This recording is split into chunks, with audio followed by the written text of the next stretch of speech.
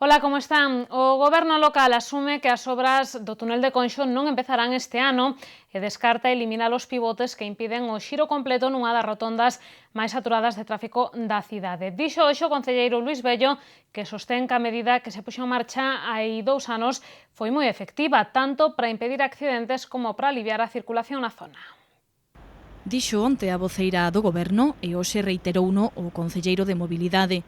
Luís Bello recoñece que as obras do túnel de Conxo non poderán arrancar este ano, pero asegura que o Executivo local está facendo todo o que está nas súas mans para que o Ministerio de Fomento axilice os trámites. O edil tamén rexeita a posibilidade de retirar os pivotes que dende hai 2 anos impiden o xiro completo na rotonda de Conxo, malia a demanda de algúns veciños. Para Bello, a medida foi moi efectiva. O que plantexou o cierre dese giro para que fora máis fluido o tráfico. A solución é moi sencilla, pero foi moi efectiva. Foi moi efectiva. Claro, lóxicamente, alguén que sale de Sánchez Freire que poda xirar ali, pois ya era moito mellor, pero nós desde aquí, desde o Concello, o meu compañeiro Albino daquela, pois considerou que era unha boa alternativa para que fora máis áxil o tráfico. Despois, facelo o túnel, pois, estamos apurando todo o que podemos a Fomento. Nos puxemos en contacto moitas veces con eles, que a demarcación de carreteras aquí en Coruña. Nos, desde o Concello, tratamos de axilizar o máximo posible. Luís Bello falou do túnel de Conxo nunha rolda de prensa na que amosou a súa satisfacción polos resultados da campaña de control de velocidade que a Dirección Xeral de Tráfico levou a cabo en Santiago entre os días 19 e 25 de agosto e que dos case 2.150 vehículos controlados só foi necesario denunciar a 12. Os controis efectuáronse no viaducto da Rocha, a vía Edison do Polígono do Tambre, a Rúa da Muíña, a Rúa Torreira, a Avenida de Lugo e o Cruceiro da Coruña. Este último foi o punto máis conflitivo, con 10 das 12 denuncias contabilizadas, e por iso o Concello vai efectuar ali novos controis de velocidade. Por certo que o concelleiro de Mobilidade lembrou que o próximo 5 de setembro empezará a funcionar o radar do túnel do Hórreo, onde nos últimos días tamén se estiveron facendo algúns controis de velocidade. A súa posta en marcha será anunciada previamente con cartéis luminosos no propio vial.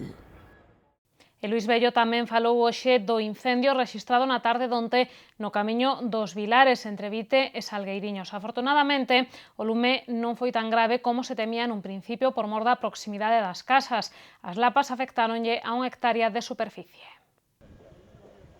O incendio declarouse pasadas as 6:30 da tarde e obrigou a despregar un amplo dispositivo de seguridade por mor da proximidade das vivendas e do vento que favorecía que as lapas se extenderan cara ás casas.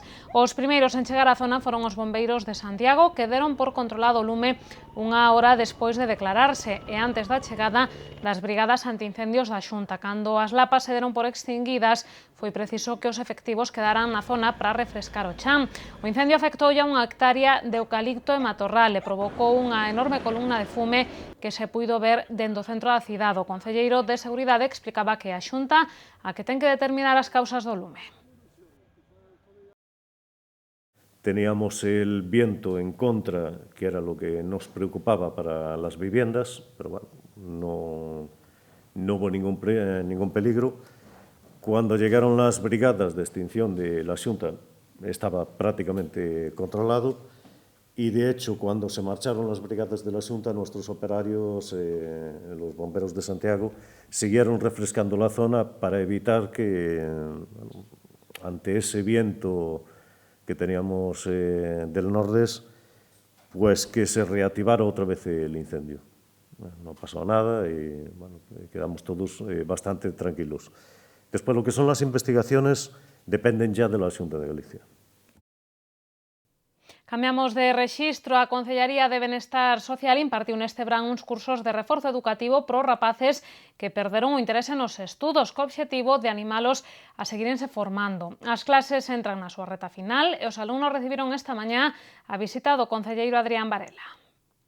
Segundo algúns informes, 25 de cada 100 mozos españois abandonan os estudos antes do que deberan.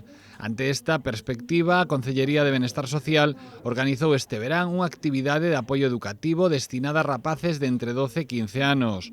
O obxectivo, que adquiran técnicas de estudo e se interesen en continuar ca súa formación académica. Los objetivos que busca esta actividad es fomentar y adquirir de nuevo esos hábitos y esas técnicas de estudio, fomentar también la inquietud por volver a reinsertarse en la formación educativa y después el componente, yo creo que es un componente fundamental dentro de la formación educativa, también socializarse con chicos de su entorno. Os 30 participantes, cun bo número de materias suspensas, foron motivados polos mestres dun xeito lúdico e interactivo. E intentar hacerlo de manera, pues, a lo mejor más interactiva, ¿no? A base de concursos para aprender los verbos, hacerlo de manera más lúdica. Algúns destes rapaces chegaron sancionados pola lei do botellón. Son vos estudantes con medias superiores o notable, así que o seu labor foi darlles apoios máis pequenos do grupo. O programa de apoio educativo desenvolveuse no Centro Sociocultural de Vite e na sede de Igaxes 3 en San Lázaro. Falamos de máis actividades formativas, estas organizadas por Hostelería Compostela. A partir de setembro, a asociación vai impartir 3 obradoiros de cociña dirixidos a afeccionados e tamén 2 cursos de camareiro de restaurante-bar para desempregados. Estas últimas actividades forman parte do Pacto Local polo Emprego. A piques de comezar setembro, Hostelería Compostela presentou hoxe os primeiros cursos que vai organizar para a nova temporada. Ao longo do mes que ven, e nos primeiros días de outubro, a asociación impartirá 3 obradoiros de cociña, un sobre os arroces, outro sobre repostería e un terceiro sobre alta cociña a baixo custo. Son actividades dirixidas a todos os públicos e cun contido eminentemente práctico.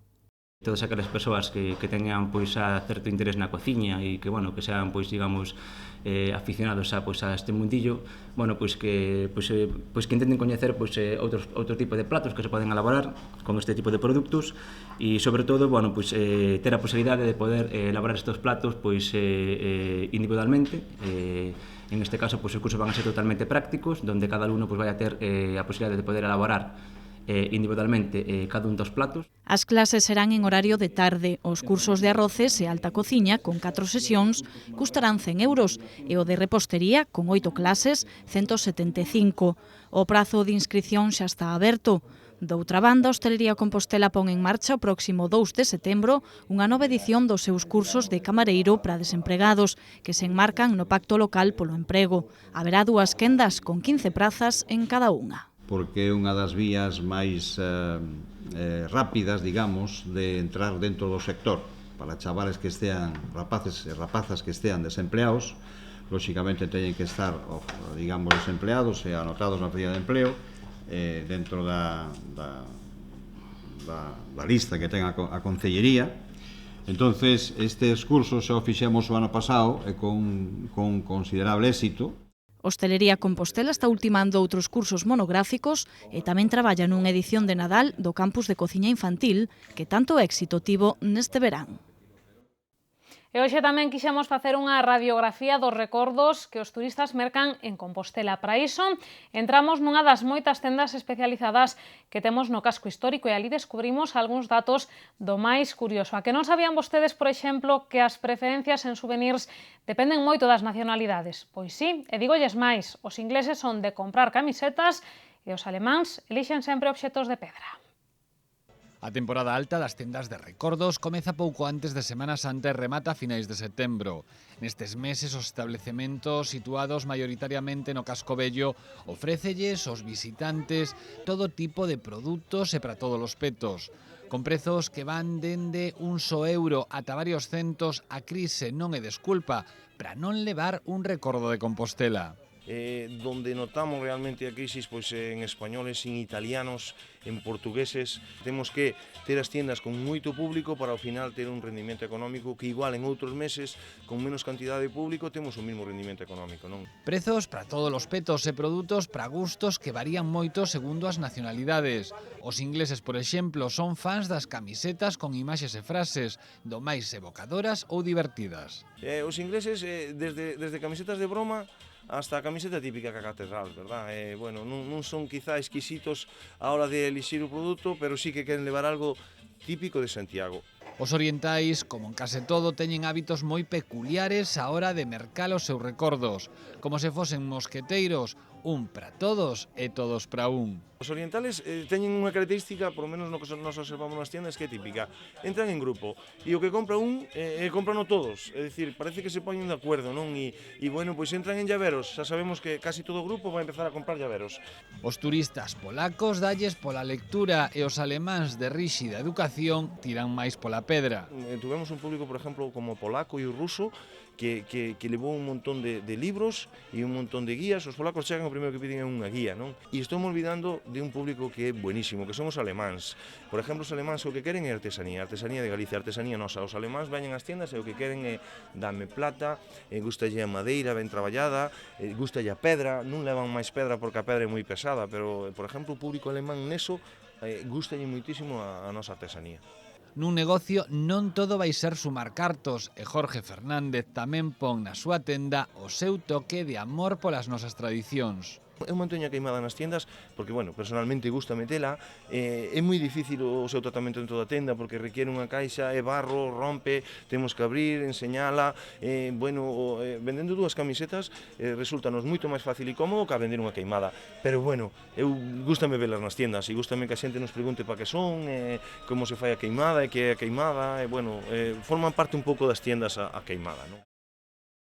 E a nosa seguinte parada en Hotel NH Obradoiro, que entre os días 29 de novembro e 1 de decembro vai acoller unha proposta moi novidosa, unha feira de arte independente chamada Cuarto Público. Nela terán cabida disciplinas tan distintas como a danza, a fotografía, a pintura ou a moda. E os artistas poderán presentar e vender directamente as súas pezas. A feira completarase con actividades didácticas para toda a familia. O colectivo Territorio Cultura e o Hotel NH Obradoiro van poñer en marcha na derradeira fin de semana de novembro a feira Cuarto Público.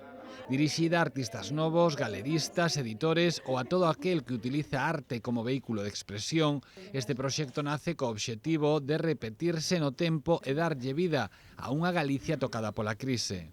Darlle vida a esta Galicia nosa e convertirnos en anfitrións dunha experiencia pequena e humilde, pero con moitísimas ganas de converterse en algo incluso temporalmente repetido, que se poida facer unha valoración positiva de isto é un dos nosos obxectivos. Toda unha planta do NH Obradoiro albergará a arte máis nova e independente que se está a facer neste momento. Para o director do establecemento, involucrarse en proxectos culturais é algo necesario para o negocio. Para nós é moito máis rentable ter salóns con xente de empresa, ter un congreso no hotel, pero hai algo máis que iso. E ao final o contido cultural para min forma parte do sentir dun hotel. Busco nese sentido facer cousas como esta para iso. Esta proposta, aberta a todo tipo de público, quere romper cos prexuizos sobre a arte moderna, un deles que resulta caro mercar pezas de autor. Vai haber obxetos moi baratos e obxetos de artistas de primeiro nivel nacional. Entón, é unha forma de achegar produtos exclusivos e de unha calidade alta ao público de a pé. Os artistas, galeristas e voluntarios que desexen participar no proxecto poderánse inscribir ata o 10 de outubro. Toda a información atópase na web www.cuartopublico.com. Un apunte tamén do deporte. O Obradoiro afronta a súa primeira semana de pretemporada e faino ca ausencia de varios xogadores concentrados cas súas seleccións nacionais. Así, Moncho Fernández ten que reinventar unha vez máis os seus adestramentos de preparación de cara a unha nova campaña nos que participan varios invitados. O que si comezou xa a integrarse é o grego Vasilis Xantopoulos. Todas as temporadas se repite a historia. O Obradoiro non só ten que reinventar o seu plantel para cada campaña, tras a marcha de moitos xogadores, senón que o seu técnico tamén ten que reinventar os adestramentos de verán. Moncho Fernández é positivo e sabe que é lei de vida que moitos dos seus pupilos estean coas seleccións dos seus países. O precio que hai que pagar por ter bons xogadores, non? Que están cos seus equipos nacionais disputando os diferentes campeonatos e, bueno, o que vamos a facer é organizarnos con estes xogadores invitados que sempre temos en cada pretempada para que axuden aos membros que se temos aquí da primeira plantiña a realizar o traballo, non? Un dos que tamén puido estar ausente é Alberto Corbacho, que este verán estivo como invitado coa selección española, aínda que non chegou xogar o partido disputado polo combinado nacional en Santiago. O mallorquín xa cambiou o chip. Por ser invitados, ahora tenemos que estar pendientes, ¿no?, de cualquier percance que pueda haber, pero ahora mismo centrados en el Obradoiro, aquí en Santiago, y preparar la pretemporada lo mejor posible. Está claro que ha sido pues, una experiencia muy bonita, que he estado allí pues, 12 días, que he podido debutar y bueno, ha sido una lástima, ¿no?, no poder seguir con ellos, pero el trabajo ha sido bueno y yo me lo he pasado muy bien, he disfrutado y ahora pues pensar en mi equipo.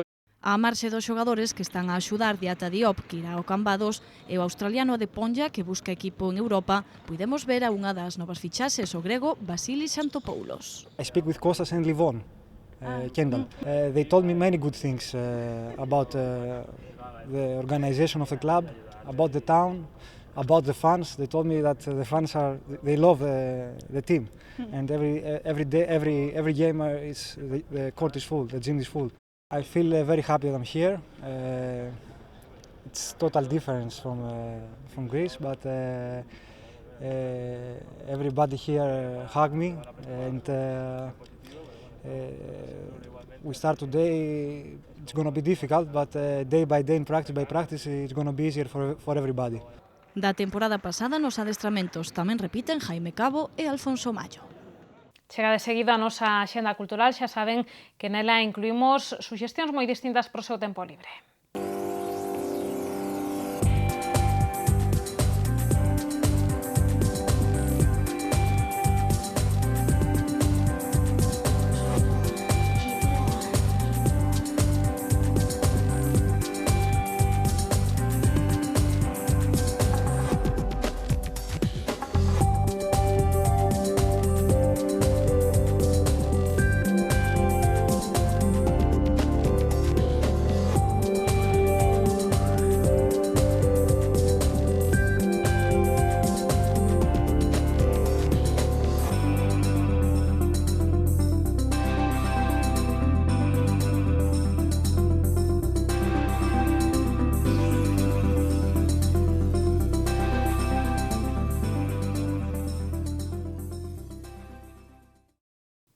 Vemos tamén que nos depara o tempo nunha información que nos chega dende Meteo Galicia.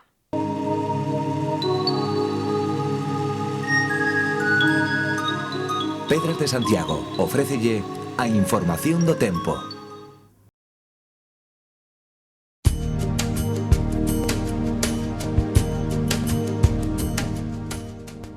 Galicia continuará mañá baixo influencia das altas presións e con ventos do nordés. Os ceos estarán pouco anubrados e as temperaturas non terán cambios significativos.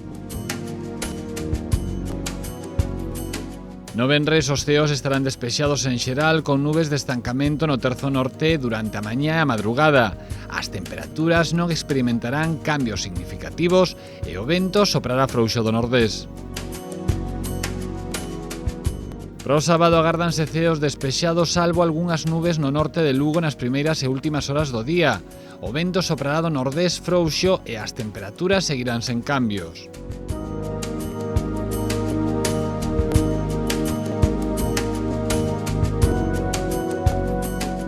Mañá en Santiago teremos ceos despexados pola mañá e con algunhas nubes altas pola tarde. Os ventos soprarán do nordés moderados e as temperaturas non cambiarán. A máxima será de 26 graus e a mínima quedarán 14.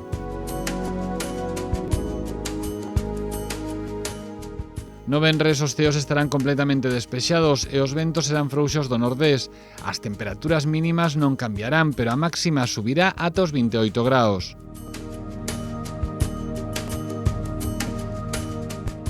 No sábado os ceos estarán despexados e os ventos serán do nordés frouxos pola mañá e moderados pola tarde. A temperatura máxima será de 27 graus e a mínima quedarán 14.